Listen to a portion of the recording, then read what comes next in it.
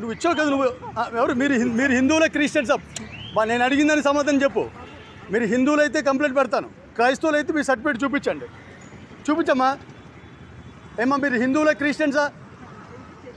మీరు హిందువులే క్రిస్టియన్స్ అని అడిగాను, ఏమన్నాను? మీరు హిందువులే క్రైస్తవులమ్మా? మీరు క్రైస్తవురాలా? మీ సర్టిఫికేట్లు క్రైస్తవుల్లో ఉన్నాయా? చూపించండి నాకు, చూపించండి. మీ నంబర్ ఇవ్వండి. మీ నంబర్ ఏది? అవునమ్మా, మీరు హిందువులు అయ్యుండి క్రైస్తవాన్ని మీరు ఎందుకు సపోర్ట్ చేస్తున్నారు? మీకు లాభం ఏంటి? మాకు అది చెప్పాలి కదా. మీరు అలా కదా మీరు ఏమన్నారు? మీరు ఒకటి చెప్పండి. మీరు మొదటి నేను హిందువుని అన్నారు. హిందువు అయ్యుండి మీరు ఎందుకు క్రైస్తవాన్ని సపోర్ట్ చేస్తున్నారు? దీనివల్ల మీకు వచ్చే లాభం ఏంటి? హిందువుల పేరు మీద అన్ని పథకాలు, కులం పేరు మీద రిజర్వేషన్లు అన్ని తీసుకుంటున్నారు. మీరు కులం పేరు మీద అన్ని రిజర్వేషన్లు తీసుకుంటారు. ఏమ్మా, కులం పేరు మీద అన్ని రిజర్వేషన్లు తీసుకున్నారు. రిజర్వేషన్లు తీసుకున్నప్పుడు మీకు నిజంగా మీ కులం మీద నమ్మకం లేకపోతే ధర్మం మీద క్యాస్ట్ సర్టిఫికేట్ రద్దు చేసుకోవచ్చు కదా. క్యాస్ట్ సర్టిఫికేట్ ఎందుకు క్యాన్సిల్ చేసుకోరు చెప్పండి?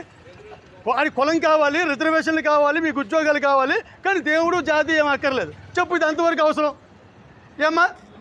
కొద్దిగైనా మీరు ఆలోచించాలి కదా. ఏమని మేము క్రైస్తవులను ఎందుకు అబద్ధం చెప్తున్నారు? మీరు హిందువులకి క్రైస్తవుల మధ్య గొడవలు సృష్టిస్తున్నారు. మీరు నిజమైన క్రైస్తవులకి హిందువులకి మధ్య గొడవలు సృష్టిస్తున్నారు. మీ వల్లే ఇక్కడ మా మత గొడవలు జరుగుతున్నాయి. మీరు క్రైస్తవులు కాకుండా క్రైస్తవులు ఎందుకు చెప్తున్నారు మీరు? ఏండి మీరండి? మీరు